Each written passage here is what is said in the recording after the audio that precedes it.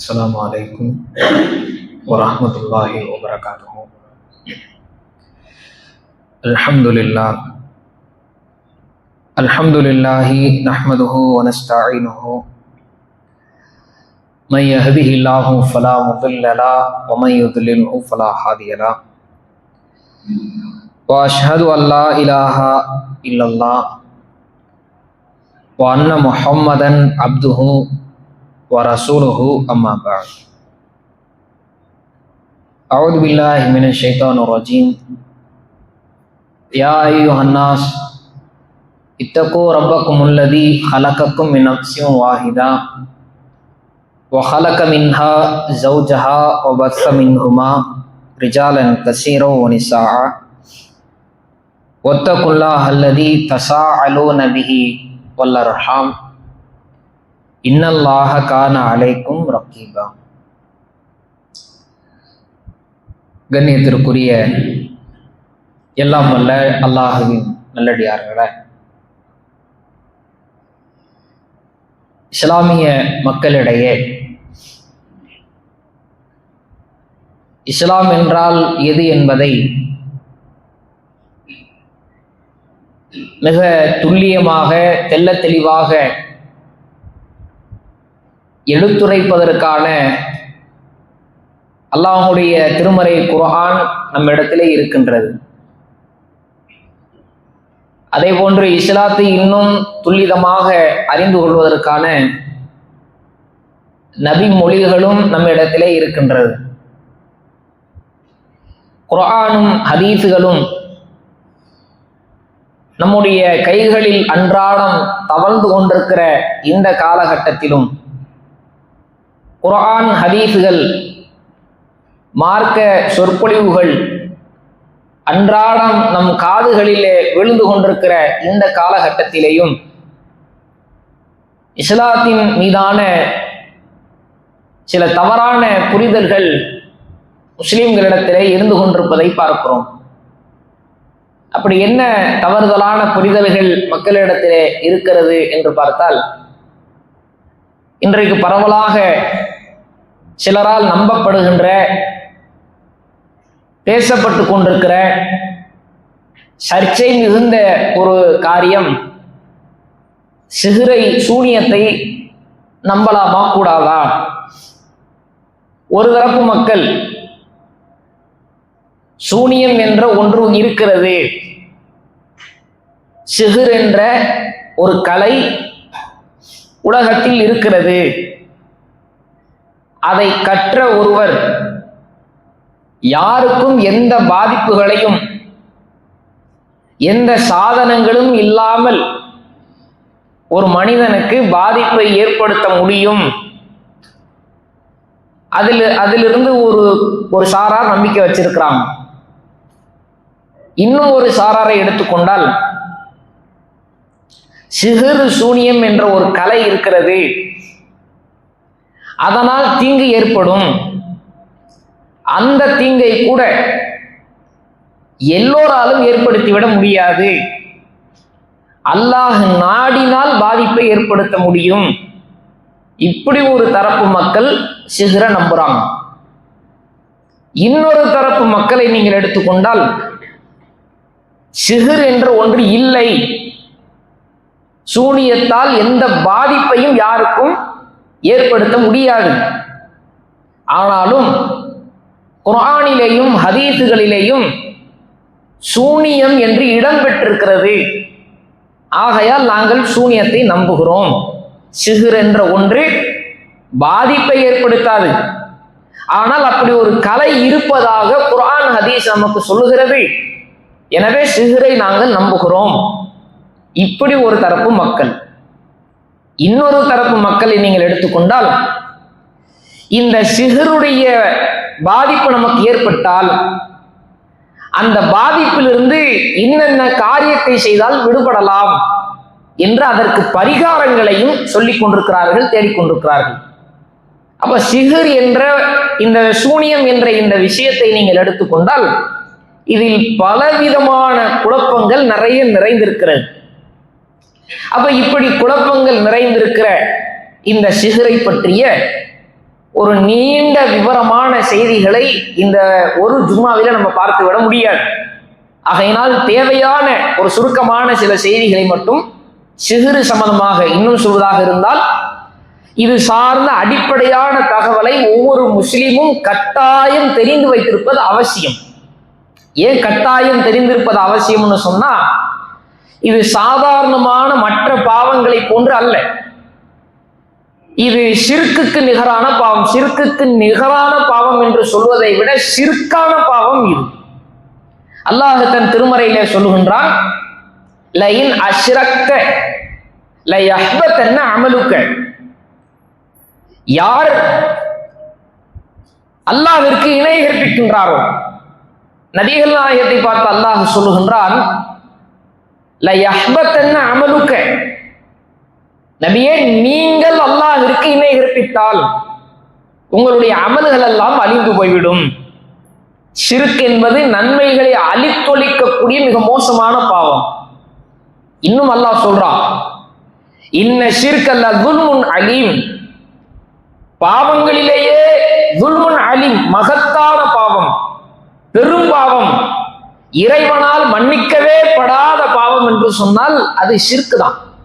அல்லாஹ் மற்ற பாவங்களை கூட தான் நாடியோருக்கு மன்னிக்கின்றான், தன் நாடியவர்களை தண்டிப்பான், தான் நாடியவர்களை மன்னிக்கின்றான். ஷிர்கை பொறுத்த மட்டிலே அதற்கு பாவ மன்னிப்பு என்பதே கிடையாது. அப்போ நிரந்தரமான நரகத்தை பெற்று தருகிற, நரக படுகொலியிலே நம்மை தள்ளக்கூடிய, இறைவனின் கருணையிலிருந்தும் அப்புறப்படுத்தக்கூடிய ஒரு பாரதூரமான ஒரு பாவம் என்றால் அது ஷிர்க். அந்த ஷிர்க் நிறைந்த காரியம் தான் இந்த சிஹ்ர் என்பது. ஏன்னா சூனியத்தை என்ன சொல்றாங்க, அதை கொண்டு ஒரு மனிதனுக்கு பாதிப்பை ஏற்படுத்த முடியும். எப்படி பாதிப்பை ஏற்படுத்த முடியுமா?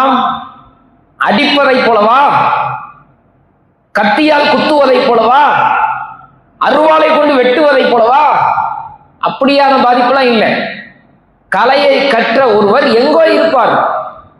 யாருக்கு பாதிப்பை ஏற்படுத்த அவர் எண்ணுகிறாரோ, அவருடைய வியர்வை துளிகள் பட்ட ஆடைகளையோ, அவருடைய கால் தடம் பட்ட மண்ணையோ, அவருடைய தலை முடிகளையோ கொண்டு அவர் எந்த தீண்டுதலும் இல்லாமல் ஏதோ ஒரு இடத்திலிருந்து பாதிப்பை ஏற்படுத்துவார் என்றால், நம்மை நெருங்காமல் நமக்கு நன்மையையும் நமக்கு உரிய அந்த துன்பங்களையும் ஏற்படுத்தி தருபவன் யார்?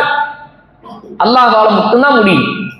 ஒரு துன்பத்தை, ஒரு துயரத்தை நாடுகிறான் என்றால் அல்லாஹ் எப்படி நாடுகிறான்? அல்லாஹ் அரிசியிலிருந்து கீழே இறங்கி வருவானா? துன்ப துயரங்களை நமக்கு அப்படித்தான் ஏற்படுத்துவானா? அல்லாஹ் துன்பங்களை ஏற்படுத்துகிறான் என்பது அது தனி, அது நன்மைக்குரியது. அல்லாஹ்வின் தூதர் அவர்களே சொன்னார்கள், யாருக்கு அல்லாஹ் நன்மையை நாடுகிறானோ அவரை துன்பங்களுக்கு ஆளாக்குவான். இறைவன் துன்பத்தை ஏற்படுத்துவது வேறு. அந்த துன்பத்தை எப்படி ஏற்படுத்துவான்? இறங்கி வருவானா? நம்மோடு சரிக்கு சமமான ஆயுதம் ஏந்தி சண்டையிடுவானா? குன் ஃபயகூன், ஒரு கட்டளை ஒன்று போதும்.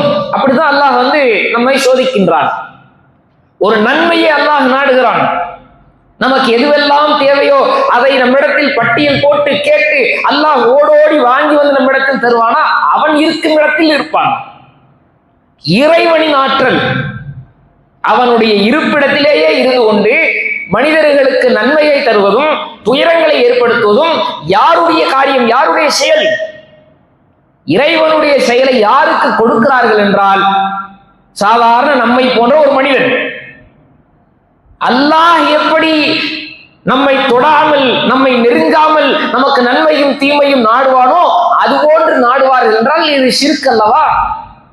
மன்னிக்கப்படாத பாவம் அல்லவா? அப்போ மிகப்பெரிய இஸ்லாம் சொல்லித்தரக்கூடிய மிகப்பெரிய ஒரு பாவத்தை நோக்கி நாம் வீழ்ந்து விடக் கூடாது என்பதனால தான் இந்த சிஹ்ர் சம்பந்தமாக ஒவ்வொரு முஸ்லிமும் கட்டாயம் தெரிந்து வைத்திருக்க வேண்டும். அடிப்படையையாவது நாம தெரிந்திருக்க வேண்டும் அப்படின்னு நாம சொல்றோம். இப்ப நம்ம விஷயத்தை கவனிப்போம். இப்ப சூனியம் சம்பந்தமாக என்னெல்லாம் பேசப்படுகிறது அப்படின்னு கேட்டா, ஒரு செய்திய ஹதீஸ ஆதாரமா காட்டுவாங்க. என்ன ஹதீஸ ஆதாரமா காட்டுறாங்க அப்படின்னு கேட்டா, இப்ப சூனியம் எல்லாம் இல்லை அப்படின்னு சொல்றீங்க. நம்ம சூனியம்ங்கிற ஒன்று இல்லைன்னு சொல்றோம். சூனியம் என்பது இருக்கிறது, அதனால் நீங்கள் நம்புகின்ற அளவிற்கு பாதிப்பை ஏற்படுத்த முடியுமா அப்படின்னா அந்த பாதிப்பை ஏற்படுத்துகிற சூனியம் இல்லை. சூனியம்னு ஒண்ணு இருக்கு, அது என்ன? சிஹர்னு ஒண்ணு இருக்கு. அல்லாஹ்வே குர்ஆன்ல சிஹ்ருங்கிறான், சூனியம் இருக்குங்கிறான். எந்த சூனியத்தை சொல்றான்?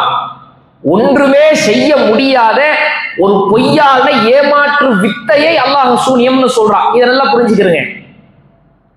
உலகத்தில் நம்பப்படுகின்ற சூனியம் எப்படி? இதை நான் முன்னால சொன்ன மாதிரி, அவன் நம்மை நெருங்க மாட்டான், ஆயுதம் எடுக்க மாட்டான், தாக்குதல் செய்ய மாட்டான், ஆனால் ஒரு பாதிப்பை ஏற்படுத்துவான். இது உலகத்தில் நம்பப்படுகிற சூனியம்.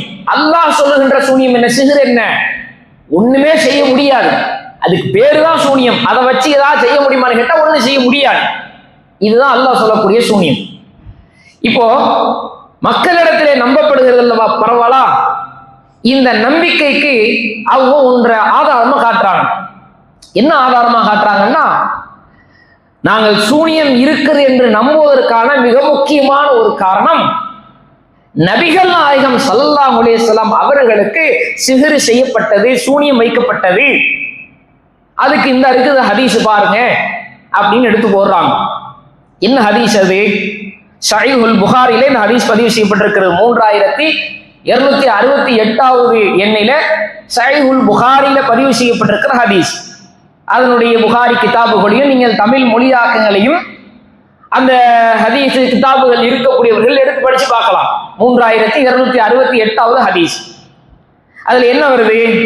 ஹதஸனா இப்ராஹிம் இப்னு மூஸா அக்பர்னா ஈசா அன் ஹிஷாம் இப்னு அபீஹி அன் ஆயிஷா ரலியல்லாஹு அன்ஹா.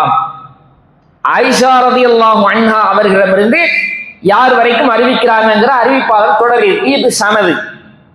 இதுல என்ன வருது அப்படின்னு கேட்டா, ஒரு முறை நபி ஸல்லல்லாஹு அலைஹி வஸல்லம் அவர்கள் தனக்கு ஒரு சூனியம் வைக்கப்பட்டிருக்கிறதுங்கிறத உணர்றாங்க. எப்படி உணர்றாங்கன்னு கேட்டா, ஒரு செயலை ரசூலுல்லாஹ் செய்யல, ஆனா செய்ததை மாதிரியே ரசூலுல்லாஹ்வுக்கு தெரியும். ஒரு காரியத்தை ரசூலுல்லாஹ் செய்றாங்க, அது செஞ்சது மாதிரியே தெரியல. இப்படி ஒரு தடுமாற்றம் அல்லாஹ்வின் தூதர் அவர்களுக்கு ஏற்பட்டது.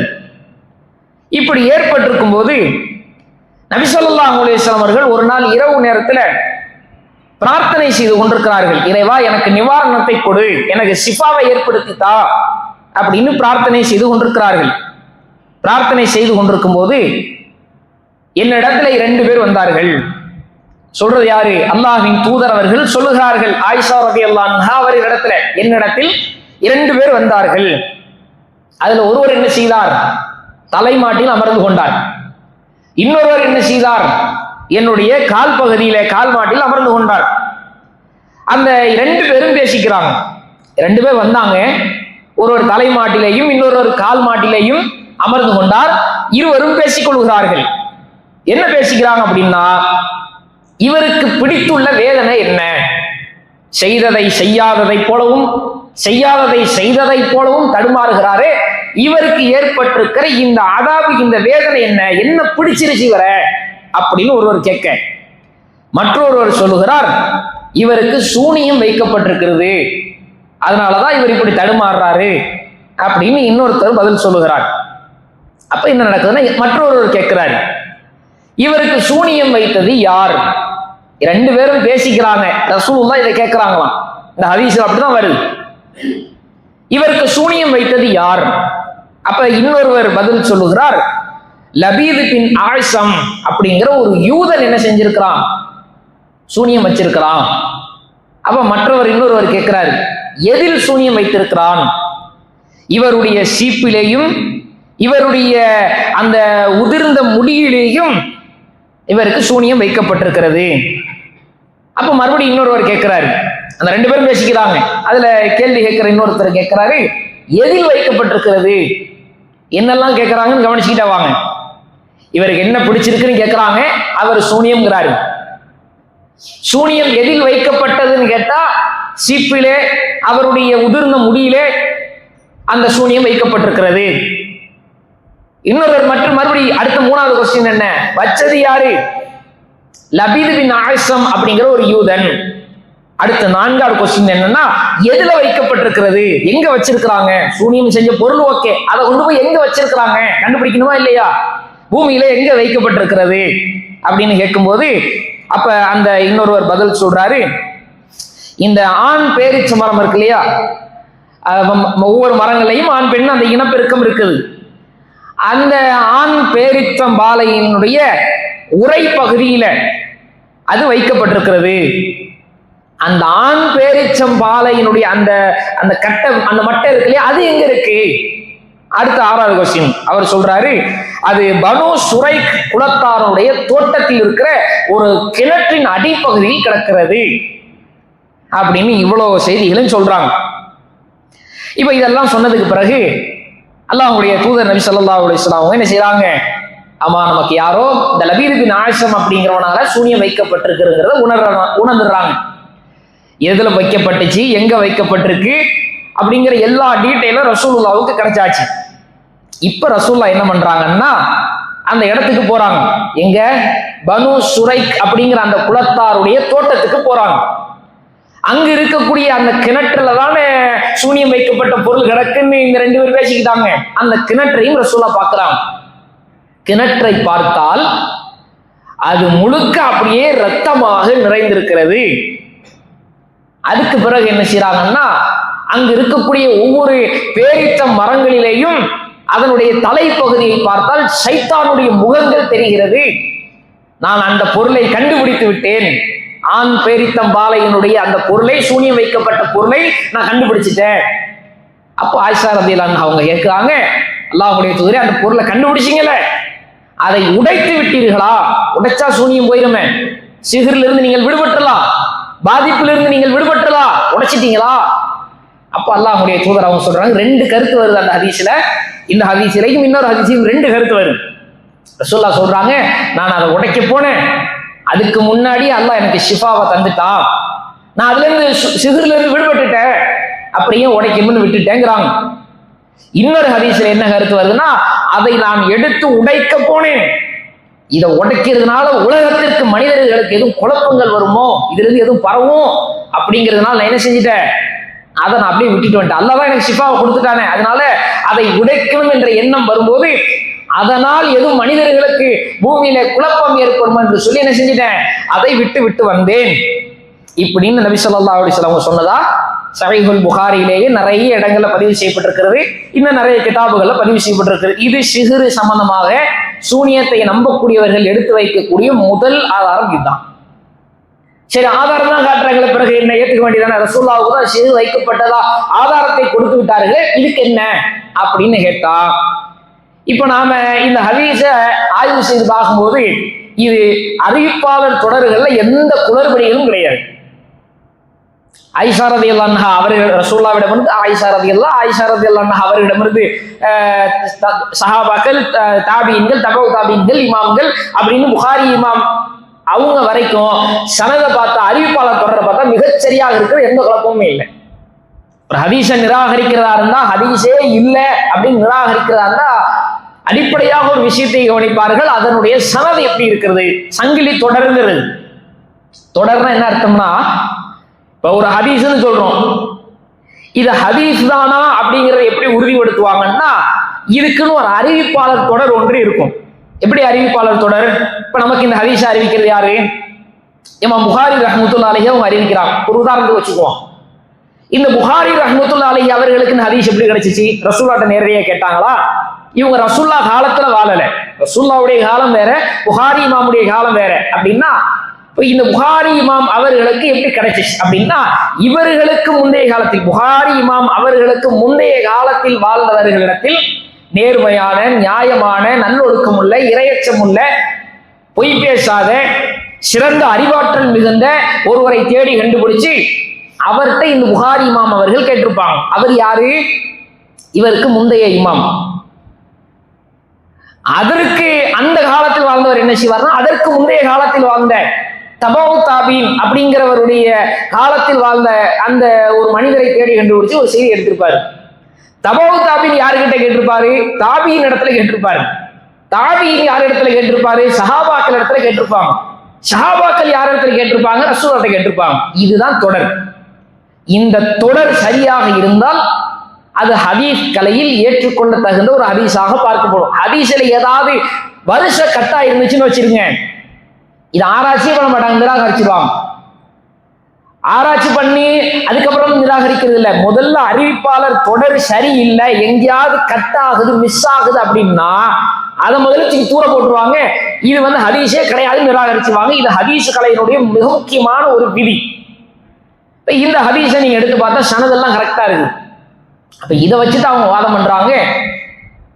ஆதாரம் கேட்டீங்க, சிஹிர் இருக்கா, சூனியம் இருக்கா, நம்பலாமா அப்படின்னு கேட்டீங்க. ரசூலுல்லாஹ்விற்கே சிஹிர் வைக்கப்பட்டிருக்கிறதே இந்த இருக்கு ஆதாரம்னு கொடுத்தாச்சு. இந்த ஆதாரத்துல பாத்தீங்கன்னா அறிவிப்பாளர் தொடர் குழப்பம் இல்லை, பிறகு என்ன ஏற்றுக்க வேண்டியதானே அப்படின்னு கேட்டா, ஒரு ஹதீஸை பொறுத்த வரைக்கும் அறிவிப்பாளர் தொடர் சரியாக இருக்கிறது என்பது மட்டும் ஏற்றுக்கொள்ள தகுந்த மிக முக்கிய காரணம் கிடையாது. இது நாம் எடுத்த நிலைப்பாடுகள்ல நமக்கு முந்தி வாழ்ந்து சென்ற ஹதீஸ் கலைத்துறை வல்லுநர்கள் அறிஞர்களுடைய நிலைப்பாடும் இதுதான். எத்தனையோ இமாம்களை நீங்க எடுத்துக்கிறீங்க. அபூ ஹனீஃபா ரஹ்மத்துல்லாஹி அலைஹி ஹனஃபி மத்ஹபினர் கொண்டாடக்கூடிய ஒரு இமாம், ஷாஃபி ரஹ்மத்துல்லாஹி அலைஹி, இமாம் மாலிக் ரஹ்மத்துல்லாஹி அலைஹி, இமாம் அஹ்மத் பின் ஹம்பல், இந்த 4 மதுஹபுகளை பின்பற்றக்கூடியவர்கள் மிக முக்கியமான வழிகாட்டியாக இந்த இமாம்களை பார்க்கிறாங்கல்ல. இந்த இமாம்கள் இப்ப வாழ்ந்தவர்களா? ஒரு 300-350 ஆண்டுகளுக்கு முன்பு வாழ்ந்த இந்த இமாம்கள் கூட அந்த நிலைப்பாட்டில் தான் இருந்தாங்க. அந்த நிலைப்பாட்டில் இருந்ததுனால அது சரின்னு சொல்ல வரல. ஏதோ நாம மட்டும்தான் இப்படி புதுசா ஒரு நிலைப்பாடை சொல்லி இருக்கிற மாதிரி இன்னைக்கு பாக்குறாங்கல்ல. இது நாம உருவாக்கிய நிலைப்பாடு இல்லை. அறிவிப்பாளர் தொடர் சரியாக இருந்தால் மட்டும் போதாது, அதனுடைய கருத்தையும் கவனிக்க வேண்டும் என்ற இந்த நிலைப்பாடு நாம புதுசாக இன்று நேற்று உருவாக்கிய கருத்து கிடையாது. ஹதீஸ் கலை வல்லுநர்களின் பல ஆண்டு கால ஆய்வின் வெளிப்பாடு இது. இந்த அடிப்படையில் புரியுது. அப்படி பார்த்தா இதுல என்ன கோளாறுன்னு கேட்கும்போது, இது குர்ஆனுக்கு நேரடி முரணாக இருக்கிறது.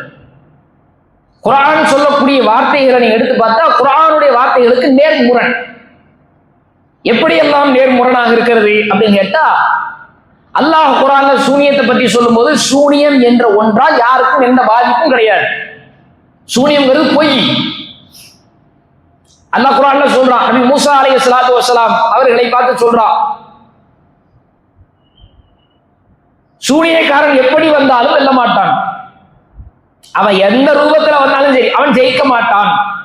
லா யுஃப்லிஹு ஸாஹிரு ஹைஸு அத்தா, எந்த மாதிரி வந்தாலும் சூனியக்காரன் ஜெயிக்க மாட்டான் அப்படின்னு அல்லாஹ் சொல்றான்ல. மூசா நபி காலத்தில் சூனியக்காரர் யாரு? அவன் சூனியக்காரன் என்ன செஞ்சுக்கிட்டு இருந்தான்? ஒரிஜினலா பண்ணானா, டூப்ளிகேட்டா ஏமாத்துற வேலையை பார்த்தானா? மூசா நபி அவர்களுக்கும் ஃபிரௌன் அழைத்து வந்த ஆட்களுக்கும் இடையே ஒரு போட்டி நடக்கின்றது. ஒரு திருவிழா நாளிலே போட்டி ஏற்பாடு பண்றாங்க. ஃபிரௌன் அழைத்து வந்தவர்கள் என்ன செஞ்சாங்க? தன்னுடைய கயிறுகளையும் குச்சிகளையும் போடுறாங்க. கயிறுகளையும் குச்சிகளையும் போடும்போது அது உண்மையான பாம்பாக மாறியதா, பாம்பை போன்று கண்களை ஏமாற்றியதா? கண்ணை ஏமாத்துனுச்சு. மூசா நபி அவர்கள் தன் கைத்தடியை போட்ட உடனே அது ஏமாற்ற நிஜ பாம்பாக மாறியது. அப்படின்னா இது அற்புதம். மூசா நபி அவர்கள் செய்தது அற்புதம். ஃபிரௌன் அழைத்து வந்த ஆட்கள் செய்தது என்ன? அது சிஹ்ர், கண்ணை ஏமாத்துனுச்சு. அதைத்தான் அல்லாஹ் சூனியம்னு சொல்றான். குர்ஆன்ல சூனியத்தை பற்றி அல்லாஹ் சொல்லும்போது சூனியத்தை கற்றவர்கள் ஏமாற்றுக்காரர்கள். சூனியம் அப்படிங்கிற ஒரு கலை இருக்கிறது அல்லவா, அது மனிதர்களை ஏமாற்றக்கூடிய ஒரு வித்தை, போலி, மேஜிக். அதுதானே தவிர அதற்கு எந்த சக்தி, நீங்கள் நினைப்பதை போல சக்தியோ ஆற்றலோ அதற்கு ஒன்றும் இல்லை. அல்லாஹ் எவ்வளவு குர்ஆன்ல திட்டவட்டமா சொல்றான். இதற்கு நேர் முரணாக இந்த செய்தி அமைந்திருக்கிறதா இல்லையா? இன்னும் நீங்க சிந்திச்சு பாருங்க. இப்போ ஒரு சூனியக்காரன், இப்ப இந்த ஹதீஸை எடுத்துக்கிடுவோம், இதுல என்னென்ன மாதிரியான ஒரு பாரதூரமான கருத்துக்கள் அடங்கி இருக்குங்கிறத நீங்க கவனிச்சு பாருங்க. ஹதீஸை மறுக்க வேண்டும் என்பது நம்முடைய நிலையும் கொள்கையும் இல்லவே இல்லை. ஒரு சுன்னா, ஒரு ஹதீஸ்னு சொன்னா அதை தன் உயிரையும் விட்டு நிலைநாட்ட வேண்டும் என்ற ஒரு நிலைப்பாட்டிலே நாம எல்லாம் வாழ்ந்துகிட்டு இருக்கிறோம். விரல அசைத்தோம், அத்தையாத்துல அடிக்கப்பட்டார்கள், உதைக்கப்பட்டார்கள். எதுக்கு விரல அசைத்தோம்? ஒரு ஹதீஸை உயிர்ப்பிக்கணும், ரசூலுல்லாஹ்வுடைய சுன்னாவை ஹயாத்தாக்க வேண்டும். அதுக்கு தானே நெஞ்சின் மீது தக்பீர் கட்டினோம். ஏன்? அல்லாஹ்வின் தூதர் அவருடைய சுன்னாவை நிலைநாட்டணும்னு. ஈது தொழுகைகளை திடலிலே சென்று தொழுதோம். எதுக்காக? அல்லாஹ்வின் தூதர் அவர்கள் கற்றுத்தந்தார்கள், அந்த சுன்னாவை உயிர்ப்பிக்கணும். அப்ப இதெல்லாம் ஹதீஸ்களை நிலைநாட்ட வேண்டும் என்று நம்மீது சுமத்தப்படுகிற பொய் என்ன தெரியுமா? இவர்கள் ஹதீஸ் மறுப்பாளர்கள். ஹதீஸ்கள் எல்லாம் இல்லைன்னு மறுக்கிறாங்க. சஹீஹான ஹதீஸ காட்டுறவே அப்படிங்கிறாங்க. சஹீஹான ஹதீஸ் என்று பார்க்காதீர்கள், அதில் அடங்கி இருக்கின்ற ஆபத்தான கருத்துக்களை பாருங்கள். எவ்வளவு அபத்தமான ஒரு கருத்து! ஒரு சூனியம் செய்தாராம், அந்த சூனியம் எவ்வளவு பெரிய பாதிப்பை ஏற்படுத்தியது. நபி ஸல்லல்லாஹு அலைஹி வஸல்லம் அவர்களுக்கு செய்ததை செய்யாததை போலவும் செய்யாததை செய்ததை போலவும் தோன்றியதாம். குறிப்பா ரசூலுல்லாஹ் எதை சொல்லலாம் தெரியுமா? தன் மனைவியர்களோடு கூடினேன் என்றும் கூடாததை போன்றும் ஒரு குழப்பம். மனுஷனுக்கு ஒரு தடுமாற்றம் வரும், மற்ற விஷயங்கள்ல வரும். மனைவியோடு கூடுகின்ற விஷயத்தில் ஒரு தடுமாற்றம் மனிதனுக்கு வருமானா அதுக்கெல்லாம் ஒரு மைண்ட் செட் இருந்தா தான் நடக்குமே காரியம். அப்ப இது ஒரு அடிப்படையாக ஒரு கேள்வி. இதை நம்ம சிந்திச்சு பார்க்கணும். ரெண்டாவது, இந்த ஹதீஸ்ல இன்னொரு கேள்வியும் இருக்குது. இது சின்ன தடுமாற்றம்லாம் இல்லை. நபி ஸல்லல்லாஹு அலைஹி வஸல்லம் அவர்களுக்கு சுமார் 6 மாத காலங்கள் இந்த தடுமாற்றம் நீடித்துக் கொண்டே இருந்ததாகவும் எழுதப்பட்டிருக்கிறது. அப்படின்னா ஒருவனால் நமக்கு ஒரு சூனியம் செய்தால் 6 மாதம் வரைக்கும் நம்முடைய உள்ளத்தை தடுமாற செய்ய முடியுமா? ஒரு காயம் ஏற்படுத்தும், அது வேற. எனக்கு ஒரு பாதிப்பு ஏற்பட்டிருக்கிறது, அந்த பாதிப்பு சின்னதா ஒரு தடுமாற்றம்னா அது வேற. 6 மாதம் நான் தடுமாறிக்கிட்டே இருக்குன்னா, மன நோயாளியால், ஒரு பைத்தியக்காரனால் மட்டும்தான் அப்படி தடுமாற முடியும். 6 மாசம் வரைக்கும் குழப்பத்திலேயே தடுமாற. அப்படி என்றால் நபிகளாரை இவர்கள் என்ன சொல்ல வர்றாங்க? மனதால் பாதிக்கப்பட்டவர், மனநோயாளி அப்படின்னு சொல்ல வருகிறார்களா? அல்லாஹ் குர்ஆன்ல சொல்றான், இவர் எந்த பைத்தியமும் அல்ல. என்ன அவர்கள் அன்றைக்கு அப்படிதான் சொல்லிக்கிட்டு இருந்தாங்க, இவர் ஒரு மஜ்னூன், குழப்பவாதி, பைத்தியக்காரர். ரசூலுல்லாஹ்வின் மீது சொல்லப்பட்ட அந்த அவப்பழிகளில் ஒன்று, இழிவான சொற்களில் ஒன்று, அதையே இன்றைக்கு இப்படி மாற்றி சொல்லிக்கிட்டு இருக்கிறாங்க. ஒரு யூதனால் சூனியம் செய்யப்பட்டு ரசூலுல்லாஹ் 6 மாதம் தடுமாற்றத்தில் இருந்தார்கள். என்ன நம்பிக்கை இதெல்லாம்? அல்லாஹ்வுடைய அற்புதத்தை ஒரு மனிதனுக்கு கொடுக்கின்ற வேளை, உயிருக்கு மேலாக நேசிக்கின்ற அல்லாஹ்வின் தூதர் அவர்களுக்கு ஒரு அவமான பட்டம் சூட்டுகின்ற வேலை, இந்த வேலையை ஒரு முஸ்லிம் செய்யலாமா? இதை நம்ம விமர்சிக்கிறதுக்கு சொல்லல, அடிப்படையாக இதை நாம தெரிஞ்சு வச்சு சிந்திக்கணும். இதுல ஒரு புரிதல் நமக்கு வேண்டும். இன்னும் ஒருவனால கிணற்றை எல்லாம் ரத்தமாக மாற்ற முடியும், பேரித்த மரங்களில் எல்லாம் ஷைத்தானுடைய முகத்தை தெரிய வைக்க முடியும்னா இது மனுஷன் செய்யற வேலையே இல்லையே. மனிதனுடைய சக்திக்கு அப்பாற்பட்ட ஒரு வேலையை கொடுத்திருக்கிறீர்கள். இது எப்படி ஒரு மனிதனுக்கு சாத்தியம்? லபீத் பின் ஆயிஷா யாரு? அல்லாஹ்வின் ஆற்றலை பெற்றவன் சொல்ல வருகிறீர்களா? அப்போ ஒரு மனிதனுக்கு மனிதனை தாண்டிய பல சக்திகளை அள்ளி கொடுக்கிறாங்கன்னு சொன்னா இது தெல்ல தெளிவான ஷிர்க் தான், வழிகேடு தான், மக்களிடத்தில் ஏற்படுத்தக்கூடிய குழப்பம் தான். அப்படிங்கிறத இதுல நாம புரிந்து கொள்ள வேண்டும். இன்னும் இதுல புரிய வேண்டிய விஷயம் என்னன்னா, அப்போ இந்த ஹதீஸை நீங்க மறுக்கிறீங்க, சரி ஓகே. அப்படின்னா இப்போ சூரத்துல் நாஸ், சூரத்துல் ஃபலக் எதுக்கு அருளப்பட்டுச்சு? அதை மறுத்துருவீங்களா? குர்ஆனையும் மறுத்துருவீங்களா? அப்படின்னு ஒரு நியாயமான ஒரு கேள்வி கேட்பாங்க. அவங்க பார்வையில நியாயமா நினைச்சுக்கிட்டாங்க. என்ன நம்பிக்கையில கேட்கிறாங்கன்னா, இந்த சூரத்துல் நாஸ், சூரத்துல் ஃபலக், இவ ரெண்டையும் படிச்சு பாருங்க. நம்ம எல்லாருக்கும் மனப்பாடமான சூரா. பின் நாஸ், மலிக்கின் நாஸ், இலாஹின் நாஸ், மின் ஷர்ரில் வஸ்வாசில் கன்னாஸ் அப்படின்னு அந்த சூரா. குலாபிரபில் ஃபலக், இந்த 2 சூறாவும் நமக்கு மனப்பாடம். இந்த சூறாவுல என்ன சொல்ல வர்றாங்கன்னா, அதில் பார்த்தீர்களா, முடிச்சுகளில் ஊதும் பெண்களின் தீங்கை விட்டும் அப்படின்னு வருதே. அப்படின்னா முடிச்சு போடுறதுன்னா அது சிறு தானே. இது இப்படிதான் ஜாயின் பண்ணுவாங்க. ஒரு செய்தியை நேரா பார்க்கும்போது என்னன்னா, அது அப்படியே ஒன்னோட ஒண்ணு ஜாயின் பண்ணிக்கிறது. முடிச்சுகளில் ஊதுவதுன்னு சொன்னா அது சூனியத்தை தான் குறிக்குதுங்கிறதுக்கு என்ன ஆதாரம்? சொல்றதா இருந்தா இப்படி ஒரு ஹதீஸே இருக்கிறது. அதுவும் இந்த மாதிரி நபிகள் நாயகத்தின் பெயரை பயன்படுத்தி எழுதப்பட்டிருக்கிற செய்திகள். ரசூலுல்லாஹ்வுடைய சிஹர் வச்ச உடனேயே ரசூலுல்லாஹ் நிவாரணம் தேடுறாங்க. அதுல இருந்து விடுபடுறதுக்காக ஷிஃபாவை தேடும் போது சூரத்துல் நாஸையும் ஃபலக்கையும் ஓதிதான் அதிலிருந்து விடுபட்டார்கள். உங்களுக்கு யாரேனும் சிஹர் வைத்து விட்டால் நீங்களும் சூரத்துல் நாஸ், ஃபலக்கை ஓதுங்கள். அப்ப இது மாதிரி இந்த சூரத்து நாசும் ஃபலக்கும் இதுக்காகத்தான் அருளப்பட்டது என்பதற்கான தெளிவான ஆதாரங்கள் கிடையாது. இல்ல கற்பனையில எழுதப்பட்டது, இதுக்கு எந்த ஆதாரங்களும் இல்லை. அந்த வார்த்தையை ஹதீஸோட ஜாயின் பண்ணிக்கிறாங்க. முடிச்சுகளில் ஊதும் பெண்கள் என்றால் அது எங்க சூனியம் என்று இடம் பெறுகிறது? அப்படி பார்த்தா முடிச்சுகளில் ஊதும் பெண்களின் தீங்கை விட்டு பாதுகாப்பு கேளுங்கள் என்றால் ரசூலுல்லாஹ்க்கு சூனியம் வைத்ததாக சொல்வது பெண்ணே இல்லை, ஆண் அல்லவா? ஆண் சூனியம் வைத்தான்னு பேரை தெரிஞ்சு லபீத் பின் ஆஷம்ங்கிற ஒரு யூத ஆண் நமக்கு சூனியம் வச்சான்னு தெரிஞ்சுக்கிட்டு ரசூலுல்லாஹ் வந்து குலௌத்தர்பில் ஃபலக்கின் ஆசையும் ஓதி முடிச்சுகளில் ஊதக்கூடிய பெண்களின் தீங்கிலிருந்து பாதுகாப்பு. ஆணு சூனியம் வச்சிருக்கும் போது ஏன் பெண்ணுடைய தீங்கிலிருந்து பாதுகாப்பு? இதுவே குழப்பமா இல்லையா? ஆணுதான் சூனியம் வச்சான்னு தெரிஞ்சிருச்சுல. அப்ப ஆணுடைய இந்த சதியிலிருந்து சூழ்ச்சியிலிருந்து என்னை பாதுகாத்து அல்லாஹ்ல கேட்டிருக்கணும். ஏன் பெண்ணுடைய சூழ்ச்சியிலிருந்து ரசூலுல்லாஹ் பாதுகாப்பு கேட்ட? அப்படின்னா இது சூனியம் பற்றியே பேசப்படவில்லை. இது பேசப்படுவது என்ன? சூரத்து நாசும் பழக்கம் என்ன சொல்லுகிறது? முடிச்சுகளில் ஒரு பெண்கள்னா என்ன அர்த்தம் அப்படின்னா பெண்களுடைய சோதனைகள். அல்லாஹ்வே சொல்றான், பெண்களும் பிள்ளைகளும் உங்களுக்கு சோதனைகள். ரசூலுல்லாஹ்வே சொன்னாங்க, என் உம்மத்திற்கு அல்லாஹ் சோதனை ஆக்கியது பெண்களை தான். உங்களுக்கு சோதனை. அவங்க தான் ஒரு முடிச்சுகளை பின்னுவாங்க. சதிகளை உருவாக்குவது எல்லாத்துக்குமே இப்படிதான். அப்படி கொச்சையா சொல்ல வரல. உலகத்தில் நடக்கின்ற இயல்பை நீங்கள் எடுத்து பார்த்தால் அதிகமான பல சிக்கல்களில் போய் விழுவதற்கு காரணம் எதுவா இருக்குன்னு கேட்டா பெண்களுடைய சதியும் பெண்களுடைய சில முடிவுகளும் அது ஒரு பெரிய சிக்கலில் மாட்டுவதற்கு ஒரு உரிய காரணமாக இருக்கும். இதைத்தான் ரசூலுல்லாஹ் கேட்கிறாங்க. குர்ஆன்ல அல்லாஹ் அதான் சொல்றான், மனிதர்களின் தீங்கை விட்டும் பரவக்கூடிய எல்லா கேடுகளில் இருந்தும் நீ படைத்த உன் படைப்பின் தீங்கிலிருந்தும் முடிச்சுகளில் ஊதக்கூடிய பெண்களில் இருந்தும் வலைகளை பின்னி சிக்க வைக்கக்கூடிய பெண்களில் இருந்தும் எங்களை பாதுகாப்பாயாகன்னு சொல்லப்பட்ட அர்த்தத்தை எங்க மாத்தி ஜாயின் பண்றாங்க? இது சிகுறு சம்பந்தமாக பேசப்படுது. அப்ப எவ்வளவு மாதிரியாக மார்க்கத்தை வளைத்து வளைத்து குழப்பி மக்களிடத்திலே சொல்ல முடியுமோ அப்படி சொல்லக்கூடிய வேலைகளும் நடக்கிறது. சில மக்கள் அதில் போய் விழுறாங்க. அப்ப இந்த விஷயங்களை நம்ம கொஞ்சம் ஆழமாக சிந்தித்து கொண்டு இதுல நம்ம ஒரு தெளிவான ஒரு புரிதலுக்கு வரணும். சிஹ்ர் என்ற ஒரு கலை இருக்கிறது, அது ஒன்றும் இல்லாதது, பொய்யானது, போலியானது. ஒரு மேஜிக் பண்றான்ல, அந்த மேஜிக் மேனுக்கு வேலை என்ன? அதுதான் சூனியம். ஒரு இருக்கிறத இல்லாத மாதிரி மறைய வைக்கிறான். இல்லாமல் போகல.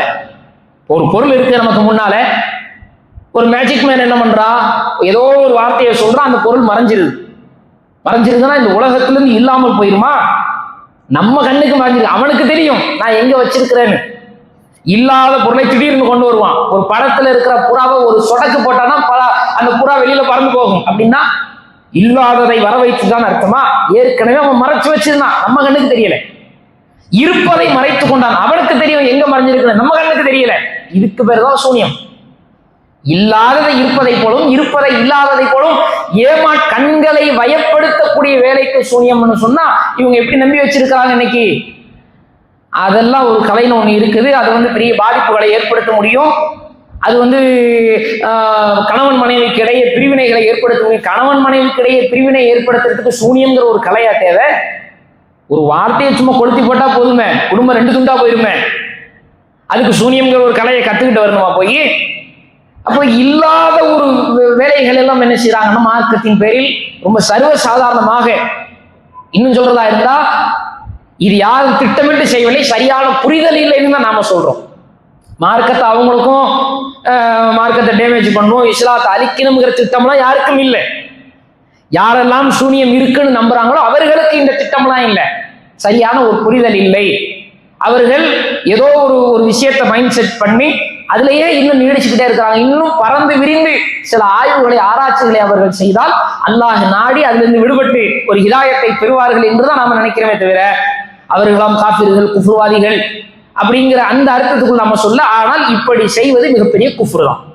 இப்படி ஒரு நம்பிக்கையில் ஒருத்தர் இருக்கிறார் வைங்க, இதை நம்புறவங்க எல்லாமே குஃப்ருன்னு சொல்லல, இந்த நம்பிக்கையில் உள்ளவர்கள்ட்ட நாம போய் சொல்றோம் இப்படி நம்பாதீங்க, இது அல்லாஹ்வுக்கு இணை வைக்கிற காரியம், பாரதூரமான குற்றம், செய்யக்கூடாது, நம்பக்கூடாது, அல்லாஹ்வின் தூதருக்கு செய்யப்பட்டதாக சொல்வதெல்லாம் பொய் தான், குர்ஆனுக்கு முரணாக இருக்கிறது அப்படின்னு சொல்றோம்.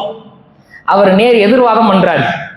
அதெல்லாம் இல்லை, நான் நம்ப மாட்டேன், ரசூலுல்லாஹ்வுக்கு சூனியம் வைக்கப்பட்டது உண்மைதான், பார்த்தீர்களா ஹதீஸ் அப்படின்னு சொல்றாருன்னு சொன்னா அவர் தான் குஃபர்ல இருக்கிறாருன்னு சொல்லுவோம், அவர் வழிகேட்டில் இருக்கிறாருன்னு சொல்லுவோம். பொதுவா பொத்தாமதோ ஒரு ஆள் நம்புறாங்க, நான் ஆராய்ச்சிலாம் பண்ணல, குர்ஆன்ல இருக்குன்னு அப்படியே நம்புறேன், ஹதீஸ்ல இருக்கு அப்படியே நம்புறேன்னா அவர்கள் குஃப்ருவாதிகள் அல்ல. இருந்தாலும் அவர்களுக்கு இது போன்ற விளக்கங்களை சொல்லி விடுபட செய்வது நம்முடைய கடமை. அவர்களுக்கு ஹிதாயத்தை அல்லாஹ் கொடுக்கட்டும், எடுத்து சொல்வது நம்முடைய கடமைங்கிறதையும் நம்ம புரிந்து கொள்ளணும். இதுல இன்னொரு விஷயத்தை இறுதியா சொல்லி முடிச்சுக்கிறேன்.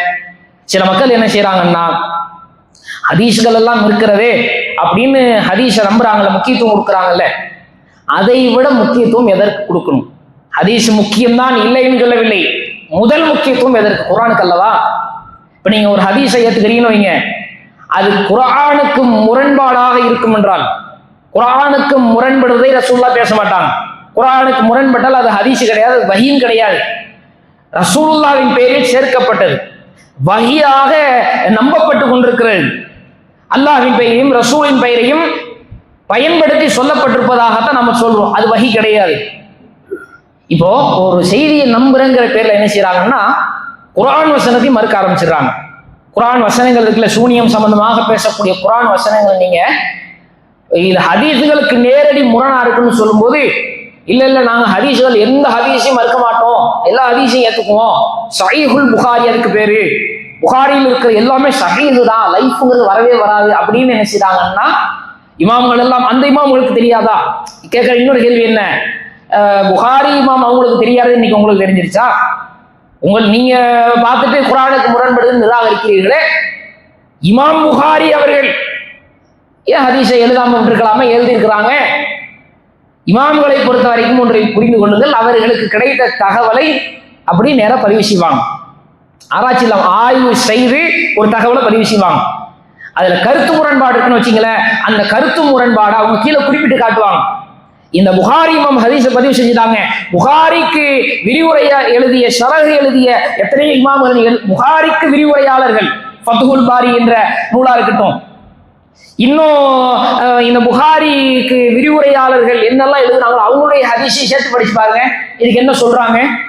சிஹ்ர் என்பது ஒன்று இல்லை, அதனால் எதுவும் செய்ய முடியாது, அதனால எந்த பாரதூரமான விளைவுகளை ஏற்படுத்த முடியாது அப்படின்னு திட்டவட்டமா மறுக்கிறாங்களே. அப்போ இந்த மாதிரி நிறைய தகவல்கள் உள்ள அடங்கி கிடக்கும் போது எல்லாத்தையும் மூடி மறைச்சிட்டு மேலோட்டமான சில செய்திகளை காட்டி நாங்கள் ஹதீஸை நிலைநாட்டுகிறோம், ஹதீஸை நாங்கள் தாங்கி பிடிக்கிறோம், தூக்கி பிடிக்கிறோம்னு சொல்லி குர்ஆன் வசனத்தை மறுத்து கொண்டிருக்கிறார்கள், அல்லாஹ்வுடைய அற்புதங்களை மறுத்து கொண்டிருக்கிறார்கள். இது போன்ற பாரதூரமான பாவங்களிலே இந்த சமூகம் வீழ்ந்து விடாமல் இது போன்ற சர்ச்சை மிகுந்த காரியங்களை ஒரு முறைக்கு பல முறைகள் கேட்டு தெளிவு பெற்று அதிலிருந்து நம்மை சரிபார்த்துக் கொள்வதுதான் மிகச் சரியானது என்று கூறி இந்த உரையினை நிறைவு செய்து கொள்வோம்.